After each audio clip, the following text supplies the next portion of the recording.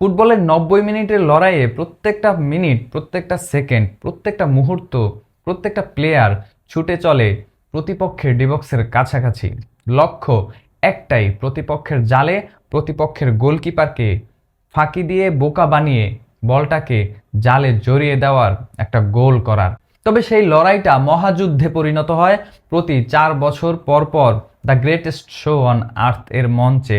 কেননা বিশ্বকাপের মঞ্চে বাছাই করা যেই দলগুলো আসে, প্রত্যেকটা দলই জয় করার ক্ষেত্রে বিশ্বকাপটা উঁচিয়ে ধরার লড়াইয়ে ছুটে চলে, প্রতিপক্ষকে ঘায়েল করে, গোলের মাধ্যমে পরাজিত করে। তবে সবগুলো দল মিলে মোট কতটি গোল করতে পারে একটা আসরে, সেই রেকর্ডটাই বা কোন বিশ্বকাপের মঞ্চ এবং 2026-এ আদৌ সেই রেকর্ডটা ভাঙতে পারবে কিনা সবগুলো দল মিলে, সেই আলোচনাটাই এখন অনেক বেশি উল্লেখযোগ্য।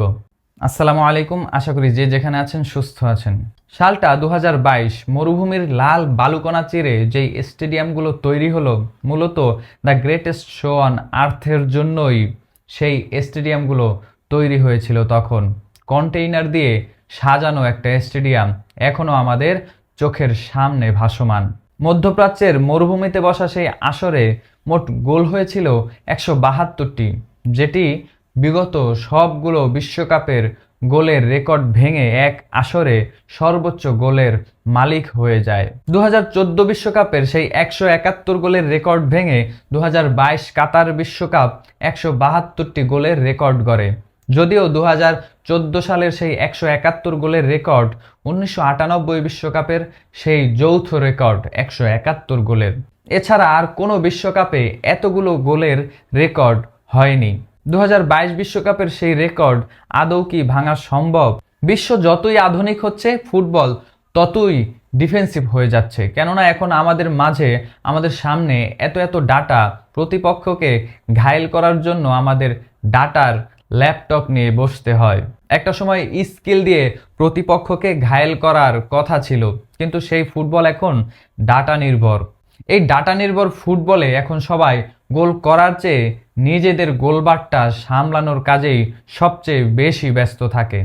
তাহলে আমরা কি আশা করতে পারি না 2022 বিশ্বকাপের সেই 172 গোলের রেকর্ডটা ভেঙে 2026-এ 173 প্লাস গোল হবে? আমরা সেই হিসেবটাও যখন করব, তখনও আমরা ওই ডাটার উপরেই নির্ভর করে একটু হিসেবটা কষে আসি। বিশ্বকাপের এক মঞ্চে সবচেয়ে কম গোল হয় 1990 সালে। সেই বিশ্বকাপেও দলগুলো স্কোর করে 2.21 গড়ে। আর রেকর্ড গড়া সেই 2022 বিশ্বকাপেও গোল হয় প্রতি ম্যাচে গড়ে 2.69। আমরা যদি সর্বনিম্ন সেই 1990 সালের গড়টাও হিসেব করি, এই বিশ্বকাপে ম্যাচ হতে যাচ্ছে মোট 104টি। সেই হিসেবেও মোট গোল হওয়ার কথা 230টি।